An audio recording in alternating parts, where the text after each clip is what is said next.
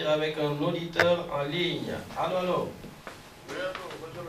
Wow, bonjour, kooku grand Ndiogou la de. Naka wu.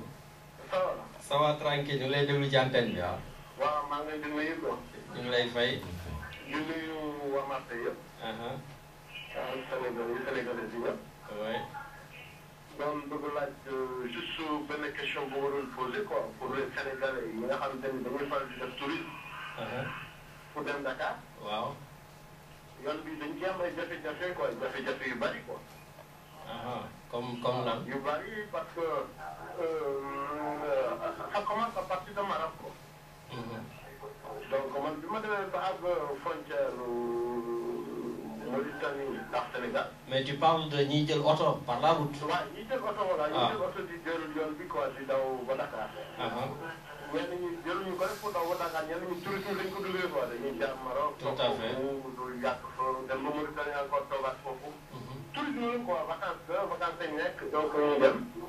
mais yoon bi dañ ciy am dañ ciy jàppalante ay jafe-jafe yu bari quoi ak les gendarmes marocains quoi les gendarmes royaux. donc dañ lay xam nañ ñu yoon bi boo koy def doo dem ak loxo neen ko. bien sûr. xaalis nga yore quoi boo yoroo xaalisam da nga carte bleue wala kii mais daal yaa ngi xaalis ah. donc ñoom man bu ñu la arrêté ba nga waxee yoroo xaalis ñoom seen bopp ñoo lay njëkk a wax ni la yow di nga daw yoon bi fi te doo yoroo xaalis quoi. tu vois. tout à fait. mais ñoom it bi ñu xool ni Sénégal yi jaar foofu dañuy développé seen kii quoi naka la ko mën dañuy investir seen dëkk quoi. dañuy investir seen dëkk tout à fait.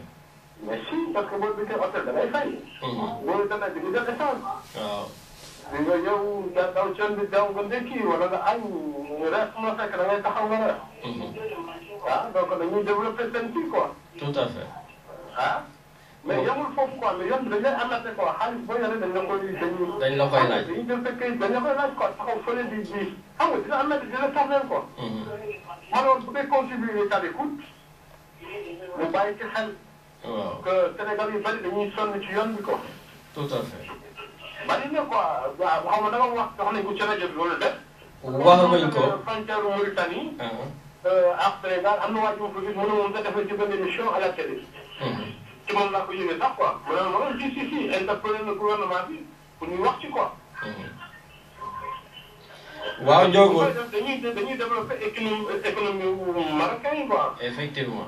bon seulement problème bi am ça se passe surtout dans le sud quoi carrément. ouais. parce que mentalité bi am dans le sud ak ñu nekk ci nord bi bokkul quoi. mais dañ lay sonal yooyu après Agadir rek dañ lay sonal ba keneen ngay génn Maroc. effectivement. bon encore Mauritanie ça va dégg nañu olof dégg nga olof mën ngeen wax quoi du am benn problème ñoom sax dañuy ñaan. waaw dañuy ñaan même boo leen may sax dañuy wax ñoo far ci yooyu dem quoi xam nga ñoo seetlu nga dem. mais Marocains yi xamuñu dégguñu olof. mais aussi suñu mbokku Sénégalais yi ñenn ñi quoi. tout à fait mais loolu. tamit nga yàq yoon bi parce que xam nga naar marocain boo taxee mu lay wax ay café Touba. nga bàyyi si café Touba nit ñi fa la ñu xamee wax yi ñuy wax nii quoi. ça c'est vrai. xam nga naar yi xamuñu ne quoi boo ñu taxaw ñu ne la il faut nga bàyyi si café Touba. waaw soo jëlee café Touba yi. ça c'est vrai kooku aussi suñu comportement la comme ni nga ko waxee ñun ñoo war a changer comportement. ñu war a changer comportement Sénégal yi fu ñu dem dañ koy yàq ñu ci ëpp quoi. tout à fait dañ koy yàq fexeel nga nekk en règle boo ci dëkk boobu dañuy wax assurance dama nga dagg sa assurance. 50 euros lay coûté nga fay ko mais ñenn ñi duñ ko fay dañuy bëgg dem ci yoon bi di négocier ñu jàpp la nga yow naan kes ci café Touba yi ci café Touba la baax léegi ñoom bu ñu lay gisee nii Sénégalais ñoom ñëpp dañ lay jàpp dugal leen ñun ñëpp daal leen sax. tout à fait ñoom Sénégalais yëpp dañuy négocier. mais xam naa ni Ndiogou benn dimanche dinañ ci wax lu bëri parce que même man jël naa route bi voilà c'était pour savoir nan la et li ngay wax xam naa ko baax ndax nar nañ ma tëj ñaari yoon Maroc parce que man dama ne du ma joxe A ni B voilà donc un voyage bi ngeen def en 5 jours man je l'ai fait en 8 jours ndax fu ma dem ñu téye samay kayit voilà. fay noonu lañ ma contravention foofu mais dama ko fay mais bëgguma joxe xaalis. tout à fait tu as parfaitement raison xam naa dinañ ci débattre et puis comme tu dis on essaiera de remonter ça.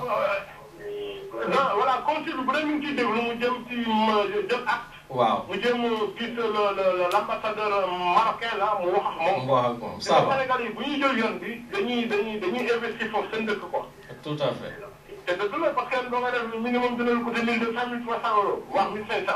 1500 yi booy génn Maroc fa nga koy bàyyi ko. Ouais. Ça va Ndiogo, il n'y a pas de souci. Bahul, tout à fait. Mais donc vraiment merci beaucoup et puis comme d'habitude c'est vous qui faites les infos ici. Merci beaucoup Ndiogo.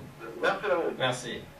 Voilà donc grand Ndiogo, c'est sûr qu'il est toujours très très chaud mais c'est vrai Momodo, un jour n'enki defki parce que comme je t'ai dit Maroc n'est pas pratiquement dans beaucoup de khalis, ñew Mauritanie faut le grand garaaw waji ne mo fi c'est un pays de non droit sauf de doxlo fi ngay dé ci kasso bi. Donc du coup tu es obligé de temps en temps lâcher de l'est mais c'est très très très chaud quoi. Voilà. Donc maintenant donc Tamba nous sommes arrivés à la fin. Lan moy ce mot de fin. Voilà, donc quel est le dernier mot pour toi? Voilà, remercier d'abord, vous remercier tous, Mamadou, Lamine, Richard, de m'avoir accueilli. Ça c'est normal ça. De m'exprimer ici. On est là pour tout le monde, c'est normal. Soyez talentueux et venez ici. Inch'Allah, et puis je pense que c'est le bon mot, c'est de la fin, que les Sénégalais ils restent talentueux partout où ils vont et qui donnent le bon exemple, quoi, comme tu l'as dit, et que le Sénégal c'est Kanam, quoi, c'est comme ça Kanam. Eh bien, merci beaucoup. En tout cas, on te souhaite une très très bonne continuation et plein de bonheur pour ces projets pour le Sénégal. Merci beaucoup. Merci Lamine. Je vous rappelle déjà, Tamba nous a soufflé, il s'est confié donc à la diaspora. Il sera prochainement avec nous pour parler franchement de l'implémentation du CRECEL, que hier, bien sûr, sur TFM, ça a été abordé ce sujet. Toutes les femmes étaient sur le plateau. Et ce débat donc, c'est du début, on ne saura jamais la fin. Et bien sûr, à ses côtés, bien sûr, il y aura Ali Yerna. Et donc, j'appelle ça deux invités qui font la une et qui nous parlera vraiment de la prévention, donc beaucoup de risques, etc. Voilà, donc 04 91 08 28 15 pour tous ceux qui veulent intervenir. Et sachant bien sûr notre chroniqueur, la Médiarté, il est aussi ingénieur de la pollution du Sénégal. Donc pendant les gouvernements qui se sont succédés, à plusieurs reprises, il a été invité, il les a donné donc ses recherches scientifiques. Bon, aller en Europe, c'est ici, ce n'est pas pour s'instruire et apprendre mieux et se préparer pour le retour. Et je pense, comme je le dis, l'Afrique n'est pas encore aussi prête pour développer notre continent. Il viendra un jour, mais si le rêve est permis. Et pourtant, le rêve est permis. Voilà, un communiqué, donc, le cofondatrice de ce mouvement, donc, il s'appelle Kumbakan depuis Paris. Nous aurons l'occasion, si ce n'est pas aujourd'hui, dimanche prochain, de la voir. Et ce mouvement, elle est née, s'appelle Femmes à perdre de la diaspora, comme dit Mansour Seck. Nous rendons hommage à toutes nos femmes, particulièrement à toutes nos femmes de Fouta, qui sont les premières à se lever, allumer le feu, chercher les fagots, chercher de l'eau à 4 à 5, 6 km. Et ils étaient des résistances aussi de Wallo, concernant bien sûr les 500 ans d'esclavage. Ce mouvement donc a pour objectif poursuivre les plantations du parti dans tous les pays de la diaspora afin de massifier le parti APR, impulser une dynamique de développement économique pour le Sénégal, collaborant les orientations politiques du président Macky Sall. Ce dispositif opérationnel permet de créer un espace de mutualisation de forces vives de la diaspora sénégalaise à travers une harmonisation et une optimisation des stratégies développées au niveau de chaque localité, pays et ville, en se basant sur les structures existantes de l'APR Diaspora. Cartographie de la situation du parti est en cours de réalisation. Cela permettra d'apprécier les forces et les faiblesses de la présence des femmes du parti dans chaque pays, mais aussi d'essayer de mettre en place une stratégie locale permettant d'être beaucoup plus présentes sur la scène politique en posant de tout leur poids et pour un soutien sans précédent au président Macky Sall.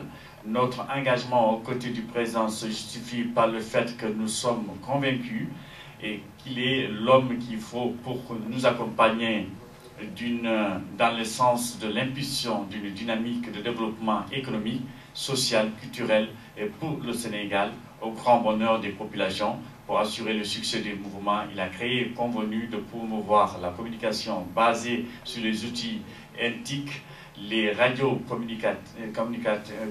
communautaires, sans oublier les médias classiques, les rencontres entre femmes de chaque pays et certainement, bien sûr, l'organisation de caravanes au niveau national pour victoire éclatante au